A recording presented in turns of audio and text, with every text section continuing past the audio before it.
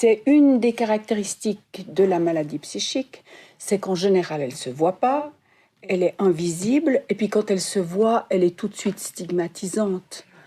Donc, quand on est stigmatisé, on a une double charge sur les épaules. Déjà, il faut accepter d'être habité par une maladie, déjà pour son propre regard, le chemin qu'il faut faire avec ça. Et puis, en plus, il faut l'assumer au regard des autres, qui parfois, sans beaucoup de ménagement, vous traitent de fou. Donc, mais je connais, à part ça, très peu de gens qui se plaignent vraiment de leur maladie psychique. Ce dont ils se plaignent, c'est de n'être pas compris, de n'être pas entendus dans leurs difficultés, d'être pas pris en considération. C'est pas que de la souffrance, la maladie psychique, c'est aussi un état de réceptivité, souvent dans des intensités qui peuvent être agréables, hein. Alors des fois tragiques, des fois beaucoup de détresse, mais des fois beaucoup de richesse aussi. Moi, je suis ergothérapeute de formation et c'est notre outil de travail, c'est les capacités des personnes. Donc, en fait, je m'intéresse plus à ce qu'ils peuvent faire ou à ce qu'ils aiment faire que à ce qui les entrave, en fait. Parce que je vise, par les activités que je propose, à renforcer leurs compétences pour petit à petit prendre le pas, autant que faire se peut, sur les difficultés générées par la maladie psychique.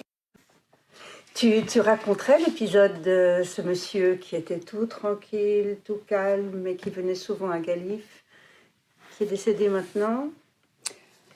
Alors c'était il y a fort longtemps, un monsieur d'un certain âge, très grand, très placide comme ça, qui venait manger le mercredi. À l'époque, on était seuls pour le repas de midi.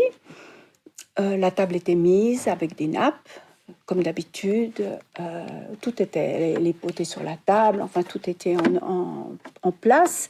On allait s'asseoir, donc toutes les personnes étaient debout en train de s'installer, et ce monsieur, je ne sais pas ce qui lui a traversé la tête, probablement une idée qu'on qualifierait de délirante, a pris une des nappes sur les deux grandes tables et a tout flanqué par terre. Et voilà, j'étais démunie, un peu tremblotante, je me suis dit que faire, et puis je tenais beaucoup à le sortir du groupe pour ménager le groupe, donc c'est ce que j'ai fait. Puis juste avant, j'ai pris un pot d'eau et je l'ai arrosé pour lui rafraîchir les idées. Et puis après, je l'ai emmené sur le banc. Et une fois... Alors, tout s'est bien passé. Les gens ont repris leurs esprits. Ce monsieur s'est calmé. Ensuite, il m'a regardé. Il m'a dit, « Sylvie, vous faites toujours comme ça avec les hommes ?» Voilà. Mais je peux dire que c'est à peu près... il y a eu peut-être 2 événements comme ça en 22 ans d'activité. Donc, c'est anecdotique.